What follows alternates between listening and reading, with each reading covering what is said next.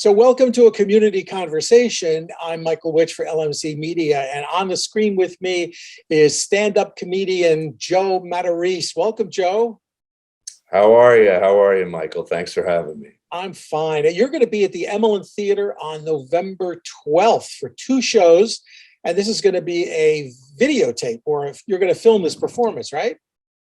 Yeah, there's a big production happening. We're making my third comedy special that night. So you always want to do two shows when you're filming a special, so Right. you can pick and choose all the best cuts, you know. Well, you've been around. I think your career spans like more than 30 years, doesn't it? Yeah, I started at 19 and I'm 55. So yeah, do the math. Uh-huh. And it's called Mullets and Mixtapes. Where does that come from? Well, the show, it's funny. The show started out right before COVID, in my hometown. Well, right next to my hometown. I always say, I have two big followings in comedy, and it's usually in this Westchester area where I live now, and in the Philadelphia, South Jersey area where I grew up and where I started my career. So I did a big show there. And I made it really localized humor about the 80s, you know, Right. about growing up there. But I kept it broad and localized. And then a bunch of people afterwards was like, you know, you should keep this going, and you don't have to have all the local stuff. Everybody likes to remember. Yeah. And then I called the show Remember When at the beginning, and it had a big parody logo that looked Uh-huh. like Van Halen's logo, but with an RW instead of a VH, right? Right. And then I was all excited about it, and then COVID hit, and I had to stop it for 2 years, and Mm. I was ready to stop it completely because I usually move on with my ideas. Yeah. But then a friend of mine from Boston who I trust his opinions on my comedy. You know, I guess probably every comedian has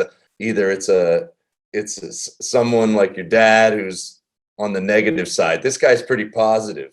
And he was like, you got to keep doing that, man. He's like, everybody loves it. They love it, you know, and it has lots of pictures in it. It brings you back. It's almost like how tribute bands are really big right now.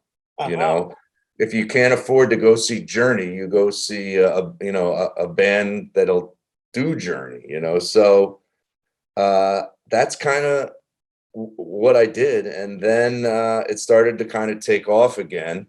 And then my new manager, I've only been working with for like 9 months, is investing a bunch of money in this and shooting my comedy special. And it's been hard because there's a lot of stuff you got to copyright that you're not allowed to use from the 80s. You know, like just today I got a call saying, hey, if you take a picture of the game Simon, you can use it in the show, but you can't use somebody else's picture that's online and put it in the show. Or you can't hold up the actual game Simon and talk about it. You're not allowed to do that either. So I'm like, all right, now I got to go buy the Simon game, take a picture of it, and put it in the projections in the show. And crazy, because it's gonna have a whole set from the 80s behind me. Wow. Well, you know, But some of the promotional material for this show says you're going to contrast a simpler time when you grew up with, I guess, what your kids are going through now. You've got two kids, right?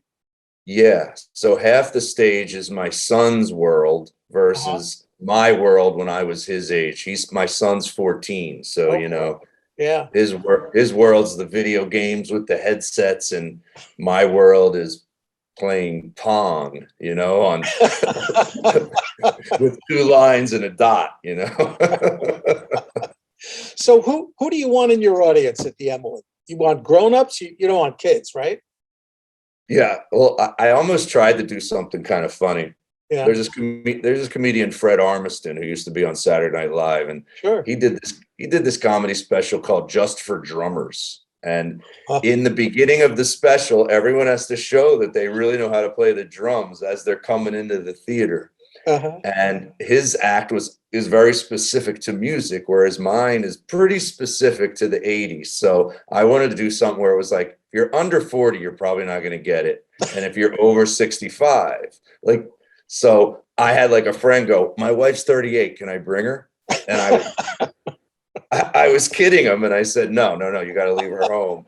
I think he thought I was serious. So I think he's like, oh, I'll bring all my guy friends. And I'm like, no, I won, 80% of the people I'd like to be the right age. If they're not, it's fine. But I do notice when I get them in that sweet spot, Yeah. it can be more of a standing ovation versus if you're 28 and I'm talking about, the movie Fast Times at Ridgemont High, it's not going to hit you. Right. Well, that hit me. I remember that quite well. Where does your humor come from? What, your life, your family? You're not politics, right? You don't talk about politics. No, I'm not going into anything serious from the 80s. Good. I noticed, that's funny that you say that because I did notice, and it's funny how it always takes me a little while, but my stuff always works the best when it's like a true story of something that happened. It's not like I don't just bring up something from the 80s unless it was like, oh, here was a party I went to in the 80s and look what I did. That always is the best. I don't know why. It's easier to remember for me as a comedian too. If I put an hour and 10 minutes together of material that is just like observational, I don't know how these comedians that, like a Seinfeld, it's nothing about his life. That's hard to remember for me. I can't go that way. Well, you're a very funny guy. I was checking out some of the stuff on YouTube. I watched a show that you did in Philadelphia, which was hysterical. And you're very animated and you've got a lot of energy in your voice. I had a great time watching, and I'm sure the audience at Mamaroneck is going to have a great time at the Emmeline. The two shows tickets are still available. They're $25. The two shows are 7 and 9 p.m. And who makes you laugh these days, Joe? God. Well, I mean, I'd say the two biggest comedians, and they're probably the biggest comedians, I would say Bill Burr and Sebastian Maniscalco, two of the guys, and both of them I've opened for in front of 18,000 people, coincidentally, but they are the guys that make me really laugh. I think it's because, again, they're my age. It's like my material. Yeah. If you're in that sweet spot, it works. It's like Sebastian's raising kids. He's 50. Bill Burr, same thing. When they do humor about that world that I'm living, it just hits you more. It's like it's like they're living your life, but they're not. I mean, I always go by. I read a really great book. Phil Rosenthal, the guy who created Everybody Loves Raymond, had a book called Everybody's Life is a Sitcom. And it's true. And he says the more specific you are about your own life, the more versatile it is. And that's true. It's like it's weird how you would think my life, I have like a doctor wife, right? My wife's a PhD. I'm a community college dropout. And if I tell you really specific things about that, everybody can find little nooks that go, oh my God, yeah. Is there anything you won't talk about? Anything like totally off limits? You're not a blue comic. No, I'm not dirty. So my wife will get livid if I bring our bedroom into the stage. Sometimes I will, but more subliminally. Yeah. I don't talk about. There's certain family members I leave out of it. Everybody has some major dysfunction in your life. It sucks because there is a lot of funny in that. Like my last special had a long bit about my grandmother who had Alzheimer's disease at the end of her life and how funny it was to have somebody really negative in your life have Alzheimer's. So they're hurting your feelings over and over again on a loop, and I caught hell from my aunt. She was like, oh, you really hit her hard. My dog just popped into the video. Did you see that? I see. You've also riffed about being Italian and the difference between Italians in Italy and Italians in America. And I think you also admitted to ADD at one point on one of your specials. Yeah.